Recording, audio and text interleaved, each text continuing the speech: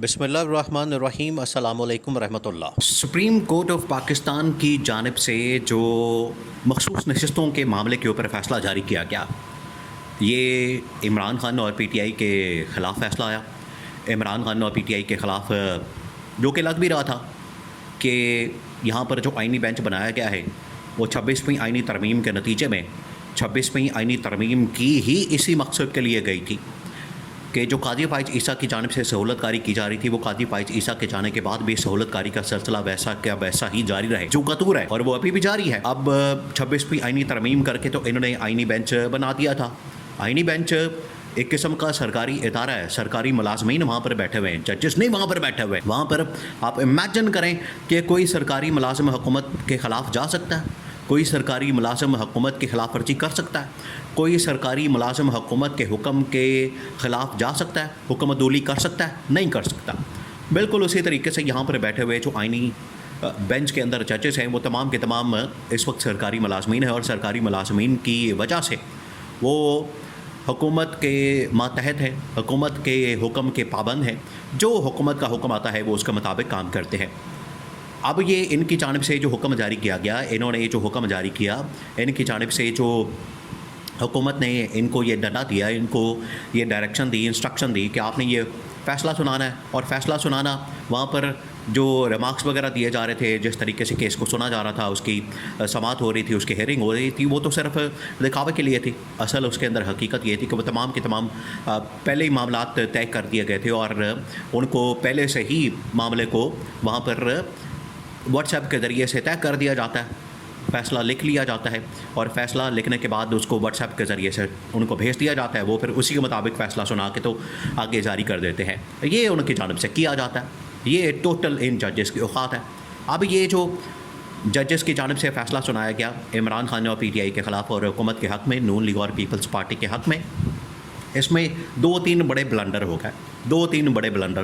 देखिए, ये chief justice of Pakistan justice Shahiya Afridi को घुटने टेकने पर मजबूर कर देगा। अब ये जो उनका नाम आ गया है तारीख के अंदर, तारीख की अदालत में और अवाम की अदालत में, ये कभी भी उसको अब ख़त्म नहीं कर सकते। वहाँ पर अब तारीख के तनाजुर के अंदर अब इस फ़ैसले का जायज़ा लिया जाएगा, इसकी जांच पड़ताल की जाएगी, इसको परखा जाएगा, इसको देखा जाएगा। तारीख के तनाजुर में ये सारे फ़ैसले किए जाएंगे। तारीख के हवाले से अब इसको देखा जाएगा कि तारीख के अंदर इस फ़ैसले को कैसे लिया जाता है और अवाम इसको किस तरह से ट्रीट करते हैं। अवाम की जानिब से तो इस फ़ैसले को रद्द कर दिया गया, मुस्तरद कर दिया गया, क्योंकि कोई भी इस फ़ैसले को मानने के लिए तैयार नहीं। अब हकीकत क्या? हकीकत ये है कि 3-4 इसके अंदर ब्लंडर्स हुए हैं जजेस की जानिब से। पहली बात यह कि पीटीआई के वकला ने बड़ा ज़बरदस्त काम किया। वो ये काम किया था कि इस समाअत को उन्होंने लाइव चलाने के लिए जो इस्तदा की थी, जो दरख्वास्त की थी, या उनकी जो डिमांड थी, उनका जो मुतालबा था, उसको मान लिया गया। अब ये बहुत बड़ा मुतालबा था।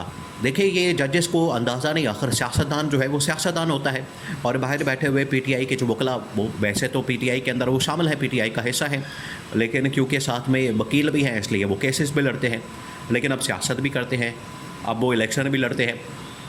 तो उनको पता था कि इस समाअत को लाइव चलाना, लाइव स्ट्रीम करना और पब्लिक के अंदर लाना बड़ा ज़रूरी है। तो जितना जल्दी हो सके इस समाअत को लाइव किया जाए, इसको चलाया जाए, इस समाअत को लाइव स्ट्रीमिंग करवाया जाए। वो इन लोगों ने दरख्वास्त की थी, इन लोगों ने इस्तदा की थी, तो इसको मंजूर कर लिया गया, इसको पास कर लिया गया, और पास करने के बाद इसको चला दिया गया। अब जिस तरीके से यहाँ पर इनकी समाअत लाइव गई है, लाइव के अंदर ये तमाम के तमाम जजेस एक्सपोज हो गए, इनकी हकीकत खुलकर सामने आ गई, लोगों ने देख ली कि किस तरीके से यहाँ पर बैठे हुए तकरीबन कोई 12 जज, 10 से 12 जज, वो किस तरीके से वन साइडेड सारा का सारा नुक्ता नज़र बयान कर रहे हैं। सारी की सारी नज़रियाती सोच उनकी नज़र आ रही है, और सारा कुछ नज़र आ रहा है कि किस तरीके से ये टिल्ट रखते हैं, और किस तरीके से ये नून लीग और पीपल्स पार्टी के मुकदमे का दिफा करते हैं, और इमरान खान और पीटीआई की मुखालफत करते हैं। ये पहला बहुत बड़ा ब्लंडर सामने आया इनका। दूसरा बहुत बड़ा ब्लंडर जो इस वक्त सामने आया, जिसकी वजह से अब ये फ़ैसला जो है वो फंस गया, और फ़ैसले के ऊपर किसी वक्त भी रिजर्वेशन शो की जा सकती है, और इसके अंदर पिटिशन डाल के तो इस फ़ैसले को वापस लिया जा सकता है। और chief justice of Pakistan Yahya Afridi और आइनी बेंच का सरबराह जस्टिस मोइनुद्दीन खान, ये दोनों आएंगे इमरान खान के पास। आप इस बात को जहन में रखें। वो क्यों आएंगे, कैसे आएंगे, ये बहुत बड़ा सवाल है। अब इस सवाल का जवाब ये है कि 2-3 जजेस इस बेंच के अंदर अभी भी, देखिए, ये सलमान अकरम राजा ने जब सलमान करम राजा, हामिद खान, फैसल सदीकी, जो कि PTI के वकला और सुन्नी इत्तेहाद काउंसिल के जो वकला थे, उन्होंने वैसे इन जजेस का ज़मीर झंझोड़ने की बड़ी कोशिश की, उसको जगाने की बड़ी कोशिश की। मुर्दा ज़मीर, जो इनके बिल्कुल ज़मीर मुर्दा हो चुके हैं, मर चुके हैं, उनके अंदर अब जान नहीं, ताकत नहीं, तो इस मुर्दा ज़मीर को जगाने की बड़ी कोशिश की। इस मुर्दा ज़मीर को इन्होंने जगाने की, इनको हिलाने की और इनको झंझोड़ने की बड़ी कोशिश की। अब उसमें से 2-3 जजेस जो हैं वो आखिरकार उनका ज़मीर जाग गया, या पहले से ही वो बाज़मीर किस्म के जजेस थे और आइन और कानून की हलफ बर्दारी के मुताबिक, आइन और कानून की पासदारी करने वाले हलफदारी के मुताबिक अपनी ये तमाम के तमाम फ़ैसले करने वाले, मेरिट के ऊपर इंसाफ करने वाले, उन्होंने आखिरकार ये फ़ैसला सुना दिया था। उन्होंने ये बता दिया था कि हम आइन और कानून के मुताबिक और अपने ज़मीर के मुताबिक फ़ैसला करेंगे। उन्होंने ये दस्तखत करने से इस फ़ैसले के ऊपर इनकार कर दिया। 2 जजेस हैं उसके अंदर, जस्टिस अकील अब्बासी और जस्टिस आयशा। ये 2 जजेस हैं जिन्होंने इस फ़ैसले के ऊपर दस्तखत करने से इनकार कर दिया है। अब ये जो इनकी जानिब से इनकार किया गया है, ये बहुत बड़ी रुकावट इस फ़ैसले को जारी करने में पैदा हो गई है। जितनी देर तक ये फ़ैसला जारी नहीं होगा, उतनी देर तक इसके ऊपर अमल दरामद नहीं हो सकता। इलेक्शन कमीशन ऑफ पाकिस्तान अमल दरामद नहीं कर सकता, स्पीकर कौमी असम्बली इसकी नशस्तें अलॉट नहीं कर सकता। तो जो असल जड़ है, रुकावट है, मसला है, वो इधर से पैदा हो गया। अब PTI की वकला टीम ने इस चीज़ को बुनियाद बना के सुप्रीम कोर्ट ऑफ पाकिस्तान में इसको चैलेंज करने का फ़ैसला कर लिया। यही वो आखिरकार बुनियाद है, यही वो जड़ है, यही वो फाउंडेशन है, यही वो चीज़ है जो आखिरकार इस फ़ैसले को रिवर्स करवाने के लिए मददगार साबित होगा।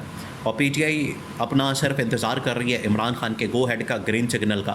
हालांकि इमरान खान की मुलाकातों के ऊपर पाबंदी लगा दी गई है, लेकिन फिर भी वो किसी न किसी तरीके से अपनी पार्टी के साथ पहले से ही इस हवाले से लाएअमल दे चुके हैं, बता चुके हैं। अब ये जो PTI का लाएअमल होगा, स्ट्रैटेजी होगी, वो इसके मुताबिक होगी कि हम इमरान खान की इंस्ट्रक्शन के मुताबिक इसको चैलेंज करें, क्योंकि इमरान खान ने बता दिया था, इमरान खान ने कहा था कि कोई भी छोटा मसला भी हो, आपने सुप्रीम कोर्ट के अंदर चले जाना है, अदालत के अंदर चले जाना है। तो अब इस फ़ैसले को चैलेंज करने के लिए अदालत का रुख किया जाएगा, अदालत के अंदर इस फ़ैसले को चैलेंज किया जाएगा, और जैसे ही इस फ़ैसले को चैलेंज किया जाएगा तो वहाँ पर आखिरकार ये जो 2 दस्तखत वाला मामला, ये फ़ैसला इशू नहीं होगा, जारी नहीं होगा, और इलेक्शन कमीशन ऑफ पाकिस्तान के पास नहीं जाएगा, स्पीकर कौमी असम्बली नशस्तें अलॉट नहीं कर सकेगा। तो मसला इधर ही फंस गया, मामला इधर ही रुक गया। अब ये आइनी बेंच का सरबरा जस्टिस मोइनुद्दीन खान और चीफ जस्टिस याहिया अफरीदी ये बजाते खुद इमरान खान को और PTI को नशस्तें वापस करने के लिए मजबूर होंगे, क्योंकि तारीख के अंदर भी ये बदनाम होंगे।